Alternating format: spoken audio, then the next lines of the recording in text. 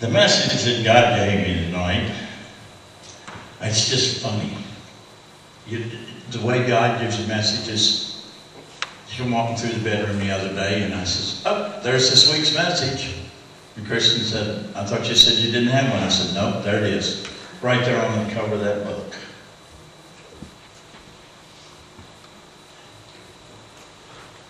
The book was called Sync Reflections. Now, how in the world could Sync Reflections be a message? Sometimes you have to let your imagination really work. But the girls know what Sync Reflections are. They walk into the kitchen and, oh, there's not quite enough dishes there to do now. Let's wait till a few more pile up. And then they wash the dishes, and they get all the dishes caught up, and you pull the plug. You let the dishwasher out. Half hour, 45 minutes, you come back and say, oh, wow, I didn't rinse the sink out. Another time you come by and you've washed the sink, and it's a nice shiny sink. You can almost reflect your image out of the sink. And you know, our lives as Christians is just like that sink reflection. We'll get out here and we'll get so much junk piled up that we say, oh, a little more could possibly hurt. We'll clean it all up later. Or we'll clean it up and we don't give it all up. We want to hang on to a little bit. Like that sink that needs to be rinsed out. And then sometimes we just go all out and shine right up. How in the world do you get a reflection anyway? Dictionary says you have to have a flat, shiny surface. Slicker the surface, the better reflection you get. They say the more things you got to reflect off of, the more you get. These new TVs they got 1,000 little spots in them to reflect off of. They're supposed to be sharper and clearer because there's more things to reflect off of. As Christians, we need to be like that sink reflection. We need to be really shining.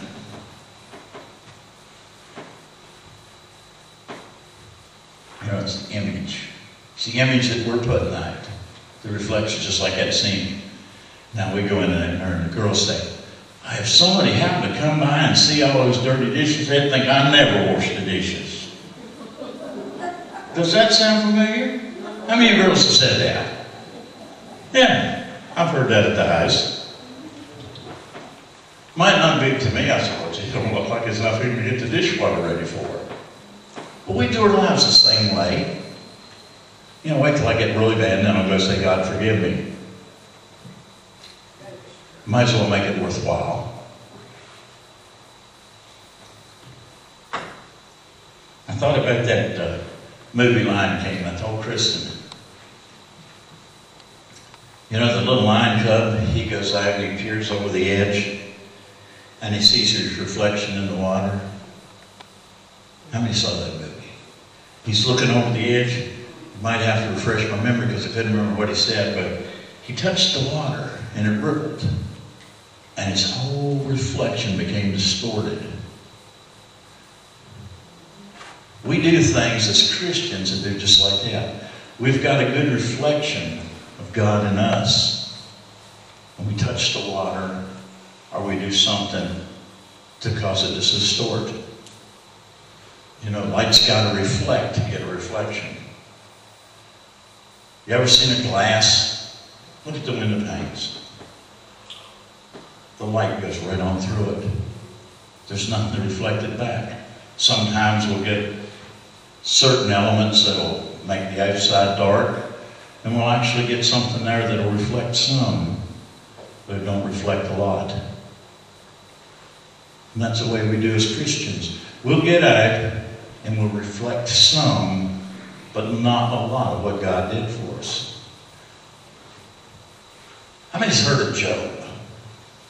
Job was a guy that was in the Bible that had more trouble than ought to have been legal. God said, this guy Job is so good, Satan, you just have your way with him, and you just see if he'll buckle. And you know what? He didn't. And Satan tried just about everything he could do. Let's look at Job 16, 1 through 22. And I think we can read all this. It says a whole lot. I've heard many things like these, miserable comforters, all of you,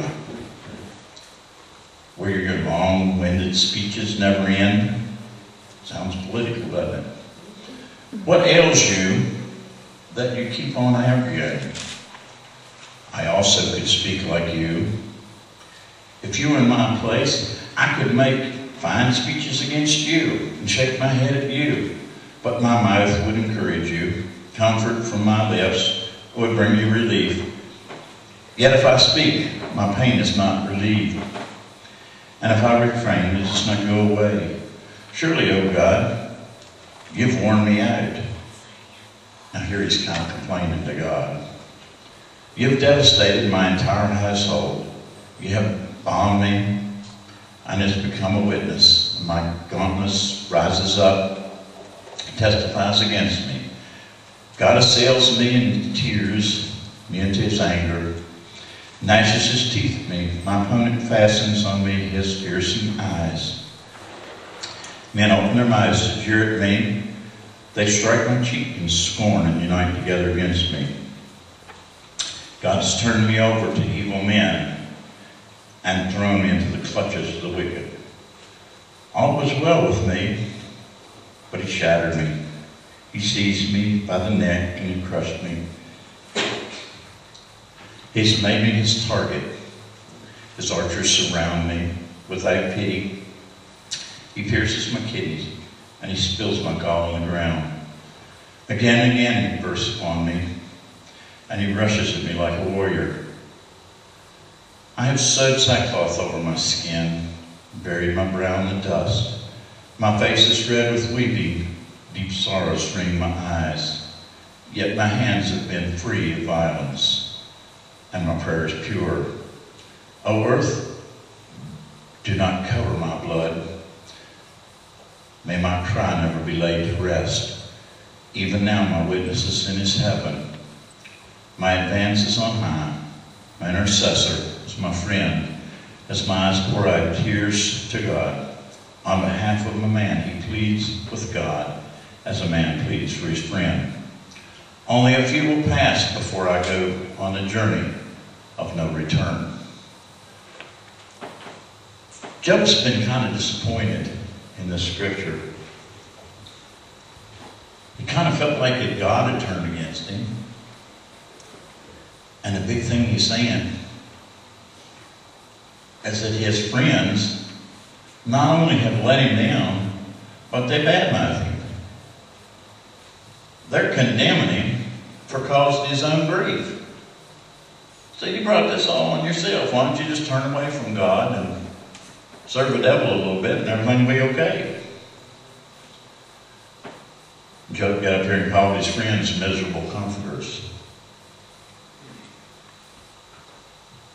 I've seen a lot of people that aren't reflecting God, and they go try to be a comforter to somebody that's got a problem. Their reflection's so distorted that they're miserable comforters. And this is what Job said to his friends. He says, don't talk just for the sake of talking. Chastising somebody through sermon-like messages with pat answers is not helpful either. He also cautioned his friends about putting people on guilt trips.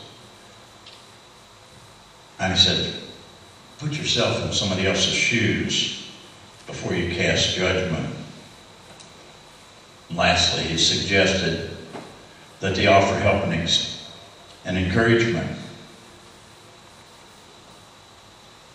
Job was an experienced sufferer. I mean, this guy wrote the book on suffering. When we go to comfort people, a lot of times it's really hard to know exactly what to say. If you don't know what to say, it's better not to say anything, because they know that you're there for them. And I'm sure that everybody's heard this one.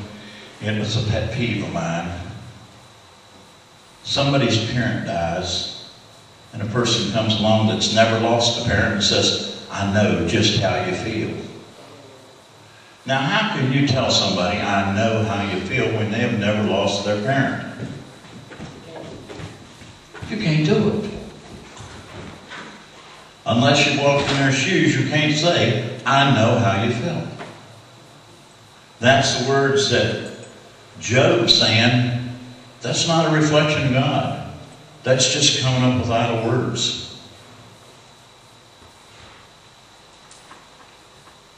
Jonathan Falwell had a message down at the God's Pit Crew 2 years ago.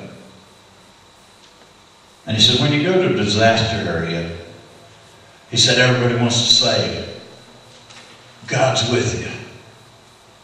These folks have just lost everything they had. They're looking for some comfort. They don't want to preach death. They don't want a sermon-like message. That's not what they need. They need to know that God's there for them. And when you come lend a helping hand, God's there. It's really hard when somebody loses an unborn baby and you go up and you say, God's got a better place for it. Because then the thing they're going to fire back at you is, why did God take it? Sometimes that's a hard answer. I don't know why God took the baby, but God's got a reason. I saw an unborn baby taken down near Blacksburg. 6 months into the pregnancy, and God called that baby home. And everybody said, why? But you know what happened? That baby's great-grandfather got saved. 6 weeks after, 6 or 8 weeks after that baby passed on, God called that grandfather home.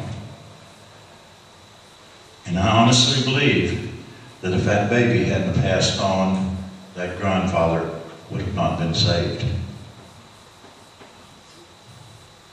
We've got to reflect what God has done in us. Genesis 1:27 says it. So God created man in his own image. We're a reflection of God. Oh, not these bodies that are made out of dirt. That's part of the earth. But we've got a soul and a spirit. That's made in the image of God.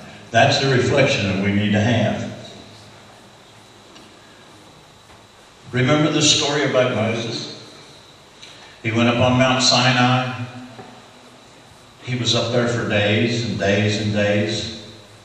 But when he came back with the tablets that had the 10 Commandments on it, his face glowed so much that he had to put a veil over his face so that the children of Israel could even look at him. That's a reflection of God. Look at 2 Corinthians chapter 3, 16 and 18. When you have time, back to verse up to, I'll just read the whole chapter. And it kind of talks about the veil disappearing, God taking the veil down. Verse 16, it says, but whenever anyone turns to the Lord, the veil is taken away. Now the Lord is the Spirit, and where the Spirit of the Lord is, there is freedom. And we, who with the unveiled faces reflect the Lord's glory, are being transformed into His likeness with ever-increasing glory, which comes from the Lord, who is the Spirit.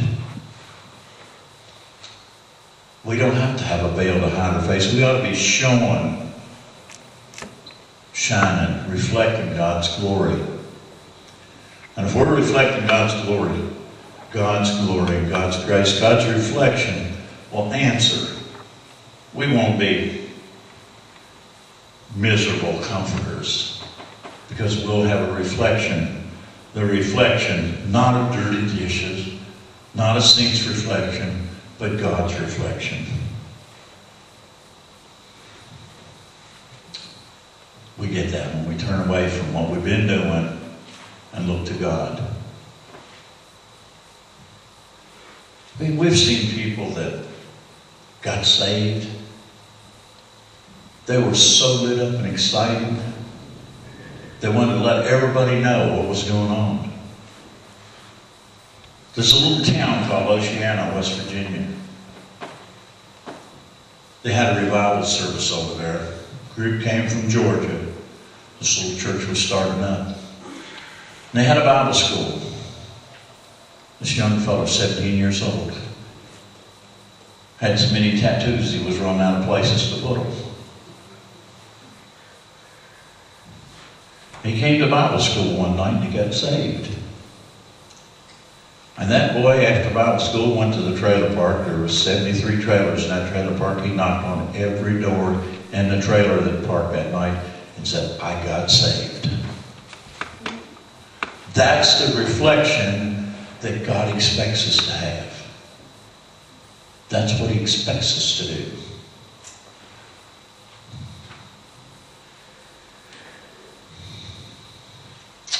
Our reflection now is free. We can display it. We don't have to hide it. We don't have to put it under a veil. God lifted the burden we carry. We were washed in the blood. Now we can reflect God. What's your saint's reflection? Are you reflecting a pile of dirty dishes? A sink that didn't get rinsed out?